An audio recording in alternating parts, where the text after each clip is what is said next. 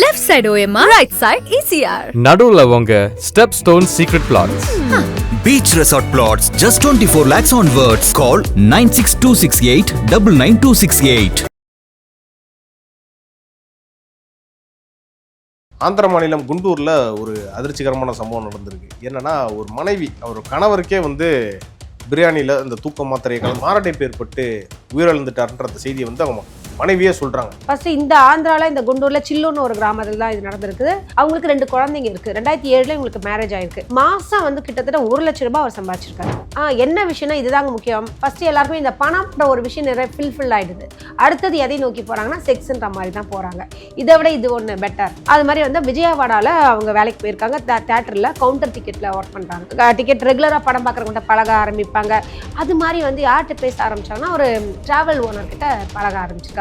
அப்படி ஆகும்போது அவங்க ரூம் எடுத்து பழகிற அளவுக்கு ரொம்ப நெருக்கமாயிட்டாங்க. சரி, அப்போ நம்ம ரெகுலரா எப்போதுமே இருக்கணும் கூட அப்படின்ற மாதிரி அவங்களுக்குள்ள ஒரு ஆசை வந்துச்சு. ஹஸ்பண்ட் தானே இதுக்கு தடை அப்படின்னாலே கணவரை பற்றி ஏன்னா இவங்க கூப்பிட்ட நேரத்துக்கு வர முடியாது, போக முடியாது. கணவருக்கு சாப்பாடு பண்ணணும், சமைச்சு கொடுக்கணும். இதுக்கு ஒரு திட்டம் திட்டுறாங்க. என்ன திட்டம்னா,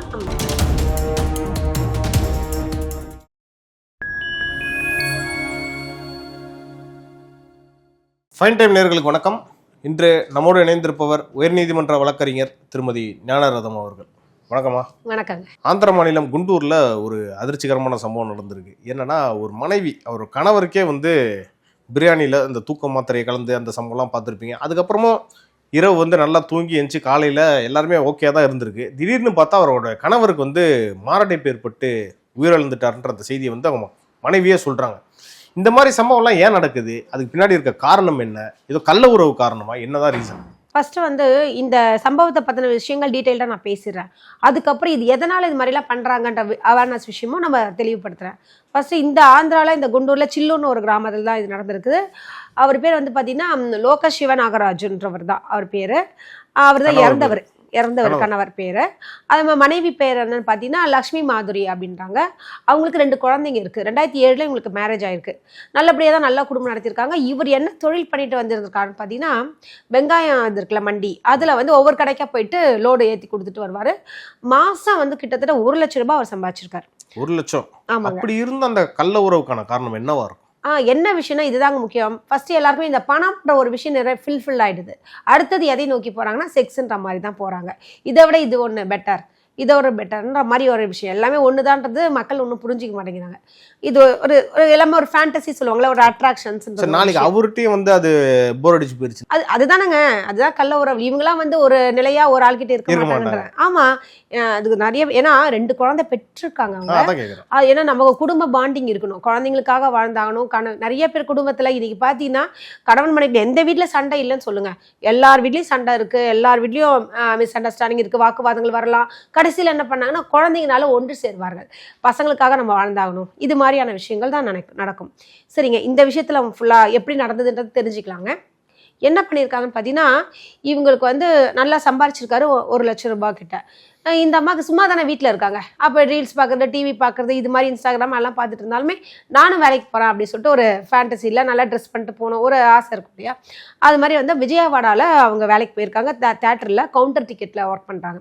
அப்படின்னும் போது அங்கே நிறைய பேர் வருவாங்க இல்லையா. பக்கத்தில் இருக்கவங்க நைபர்ஸ் கிட்ட பேசுவாங்க. டிக்கெட் ரெகுலராக படம் பார்க்குறவங்ககிட்ட பழக ஆரம்பிப்பாங்க. அது மாதிரி யார்கிட்ட பேச ஆரம்பிச்சாங்கன்னா ஒரு டிராவல் ஓனர் கிட்ட பழக ஆரம்பிச்சிருக்காங்க.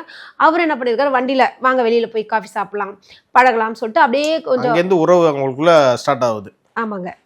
அப்படி ஆகும்போது அவங்க ரூம் எடுத்து பழகிற அளவுக்கு ரொம்ப நெருக்கமாயிட்டாங்க.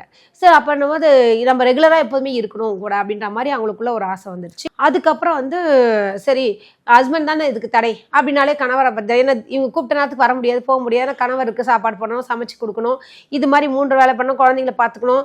இப்போ கணவர் திடீர்னு வீட்டுக்கு வருவார். இது மாதிரியான விஷயம் போது அவங்க தொடர்ந்து ஒரு விஷயத்துல ஈடுபட முடியலனால இதுக்கு ஒரு திட்டம் திட்டுறாங்க. என்ன திட்டம்னா, ஃபர்ஸ்ட் அவங்க வீட்டுக்கார எங்கேயாவது வெளியே அனுப்பிச்சிடு அதுக்கு என்ன வழி அப்படின்னோன்னா இந்த அம்மா சொல்கிறாங்க நைட்டு தூங்க வரும்போது தனிமையில் இருக்கும்போது கணவர் சும்மா தொடும்போதெல்லாம் ஐயோ மேலே வெங்காய ஸ்மெல் வருது, வெங்காயம் நான் தடிக்குது, எனக்கு வந்து அவாய்ட் பண்றாங்க அப்படின்னு சொல்லி கட் பண்ணுறாங்க.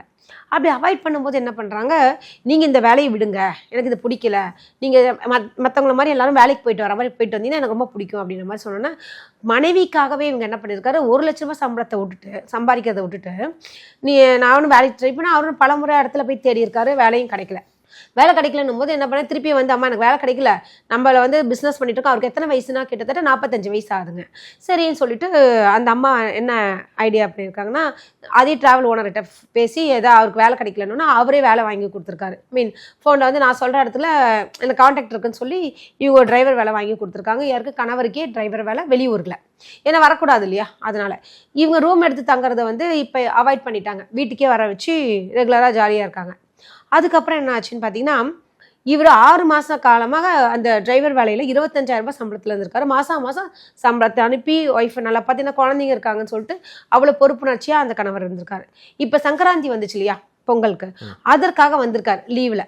மாதிரி வந்துட்டு என்னால் முடியலம்மா, எனக்கு இந்த வண்டி ஓட்டுறது முடியல, ஹீட் ஆகிடுது, பாடி வந்து ஒத்து உழைக்கல, ஸோ நான் இங்கே இருந்துக்கிறேன், இங்கே 1 லட்ச ரூபாய் சம்பாதிக்கிறேன், அது ஏன் நீ மிஸ் பண்ண, நல்ல பணத்தை ஏன் நீ மிஸ் பண்ணணும், என்னால் முடியலன்னு அவர் ரொம்ப கதறியிருக்காரு.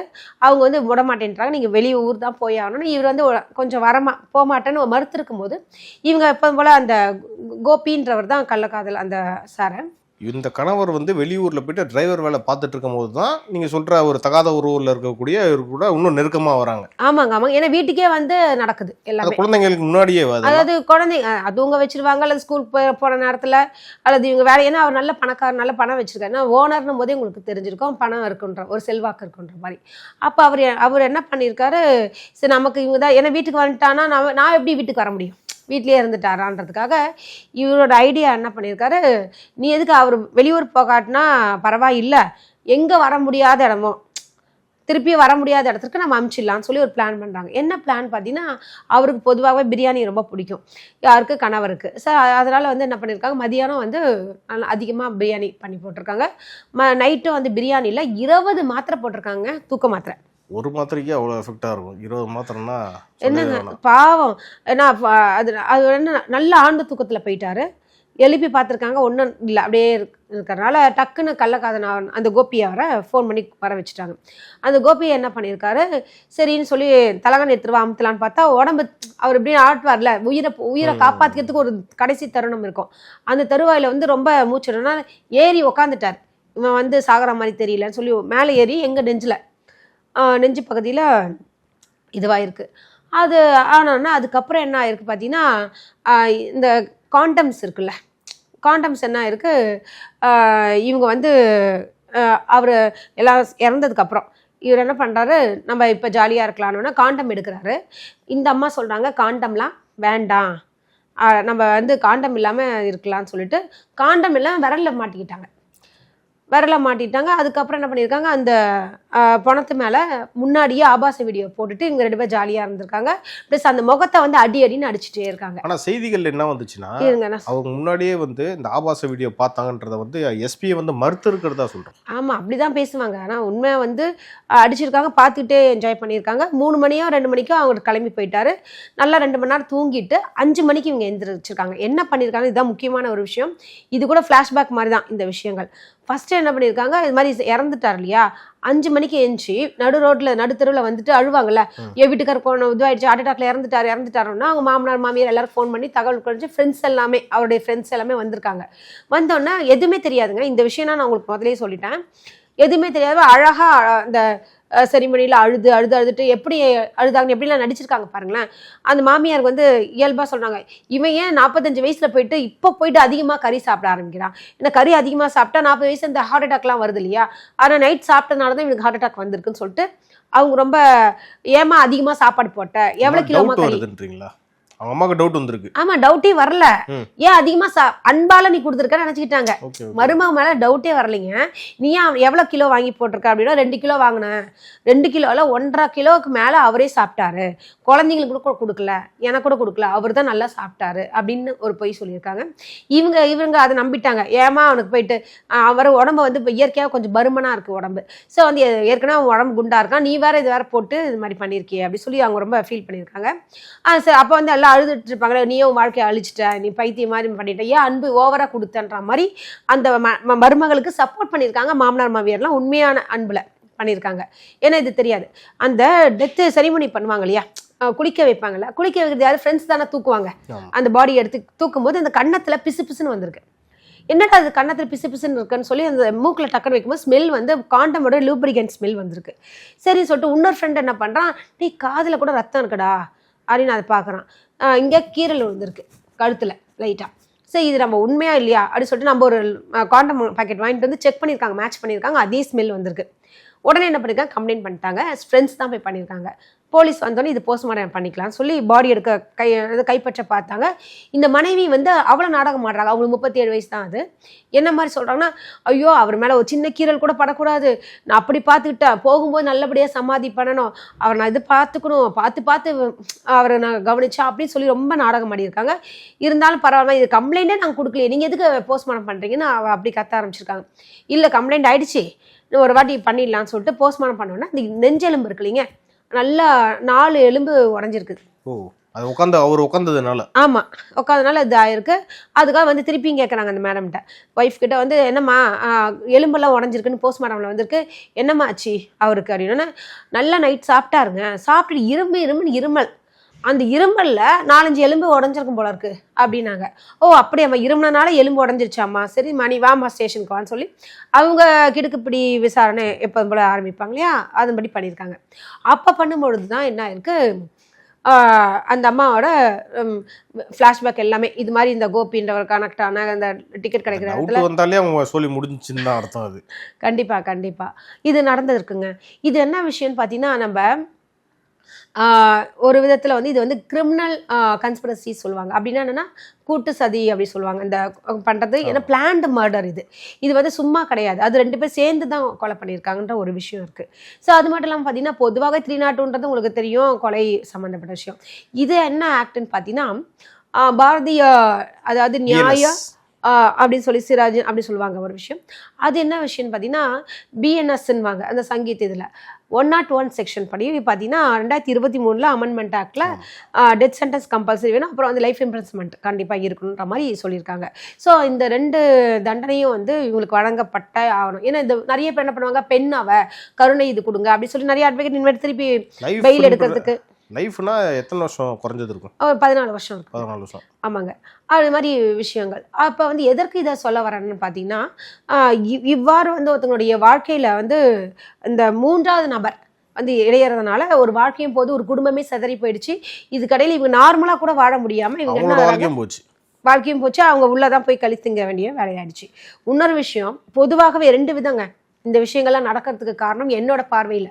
ஒரு விதம் என்ன விஷயம்னு பார்த்தீங்கன்னு வச்சுக்கோங்களேன், சமுதாயங்கள் வந்து எல்லாருமே ஒரு இவங்களுக்கு வந்து என்ன கேட்டிங்கன்னா, என்னோட சஜஷன் என்ன, பிடிக்கலையா டைவர்ஸ் பண்ணிட்டு கல்யாணம் பண்ணிக்கோ, இல்லை தனியாக குழந்தைங்களை கூட்டிகிட்டு போயிடு, இல்லை நீ ஒரு குழந்தை வச்சுக்கோ அவர் குழந்தை வச்சுக்கோணும் அப்படின்னு ஒரு சண்டை போட்டுட்டு ஒரு கோர்ட்டில் கேஸ் போட்டுட்டு கூட நீ ஏதோ பண்ணிட்டு இருந்துரு. அதெல்லாம் விட்டுட்டு வந்து பார்த்தீங்கன்னா, ஒருத்தரை உயிரை எடுக்கிறதுக்கு நமக்கு வந்து அதிகாரம் கிடையாது.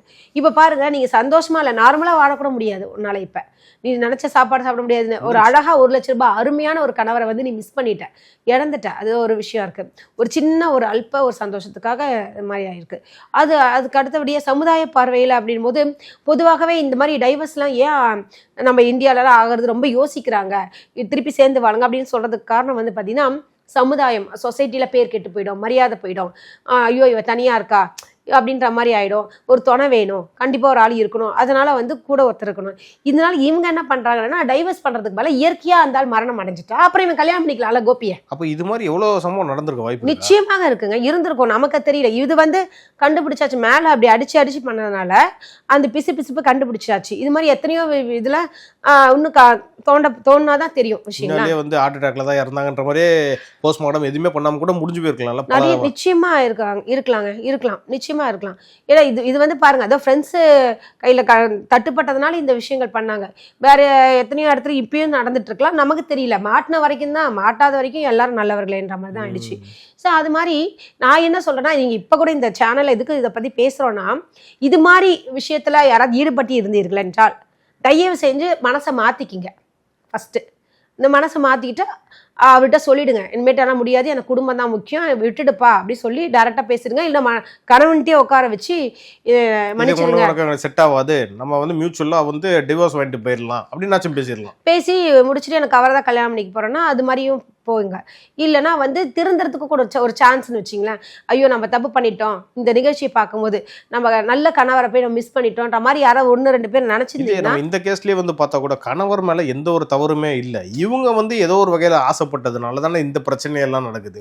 அது கணவர் மேல நம்ம மியூச்சுவலா வந்து டிவோர்ஸ் கேட்கறதுல என்ன நியாயம் இருக்குன்னு. அதாங்க, ஏன்னா இவர் மேல அதுதான் சொல்ல வரேன். இப்ப வந்து கேட்டா என்ன சொல்ல போறாங்க, 2 குழந்தை ஆயிடுச்சு, இப்ப இவங்க வந்து டைவர்ஸ்க்குன்னு போறாங்கன்னா ஒரு காரணமே இல்லையே, இல்லீகல் அஃபேர் தான் காரணமாயிட்டு இருக்கு. சரிங்களா? இப்போ இவனை பிடிச்சதுனால இவனை வேணான்னு சொல்றதுன்றது ஒரு நல்ல ஒரு காரணம் கிடையாது.